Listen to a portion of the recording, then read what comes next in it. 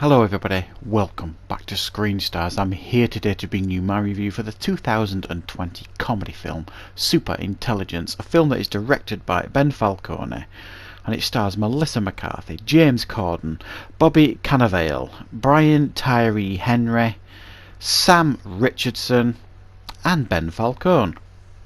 Now this film focuses on Melissa McCarthy's character Carol, who is not extraordinary in any way. She's just an ordinary woman trying to get by, and she is befriended by an AI that has just become self-aware, and it is a superintelligence, and it takes on the voice of James Corden because that calms Carol. She's a fan, and essentially it gives Carol 3 days to prove to the superintelligence the reasons why it shouldn't destroy humanity and it should choose to save humanity. So essentially it's thinking of doing 3 things: destroying humanity, enslaving humanity, or saving humanity.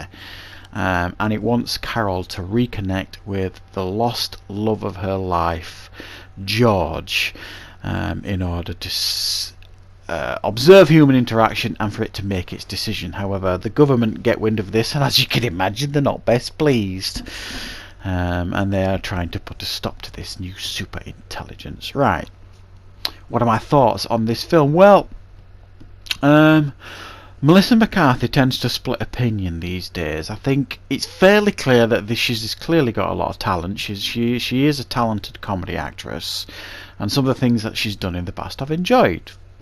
I think it's fair to say that quite a lot of her projects are hit and miss, and it's either her husband or her partner, Ben Falcone, who directs this film and is also in the film and has directed her previously.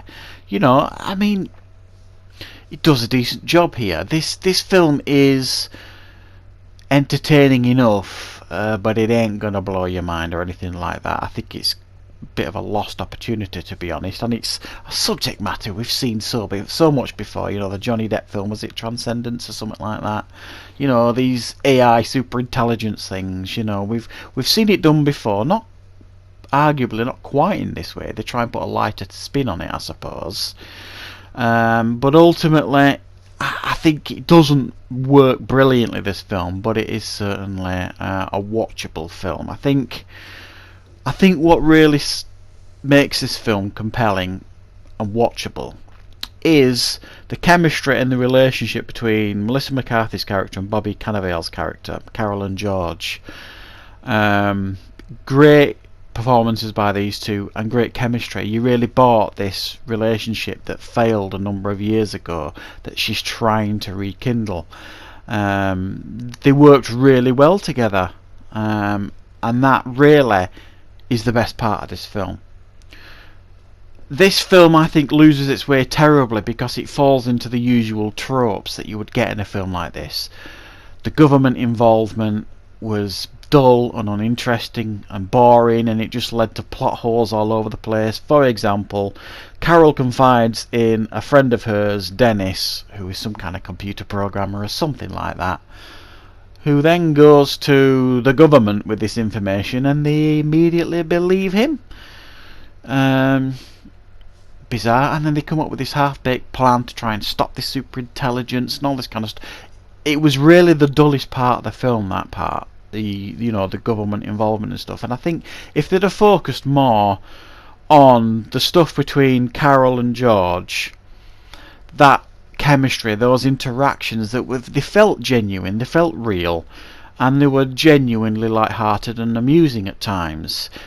Easily the best part of the film. The others, when they started delving into the other plot devices, it just, for me, dragged the film down, and it made it stand out as weak. A lot of these plot devices, it just didn't work. So ultimately, it's an end of the world film that is a bit dull. Or is it an end of the world film? You'll have to watch the film yourself to find out. But ultimately, you won't really care by the end. You kind of figure out where the film's going to go. You know what I mean? This is a romantic comedy at the end of the day. It's not a difficult film to figure out, you know, where it's going, what boxes it's going to tick.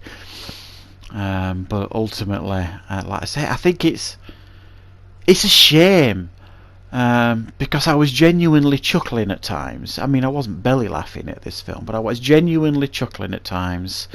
And there were moments in this film that really did elevate it, and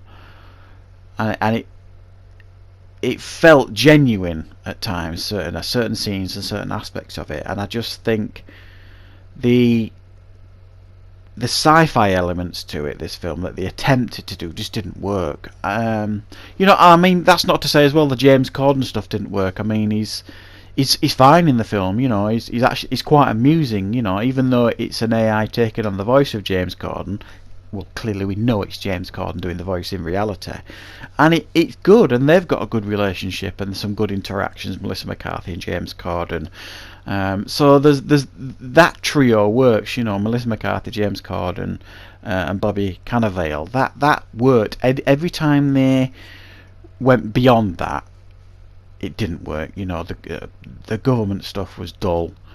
But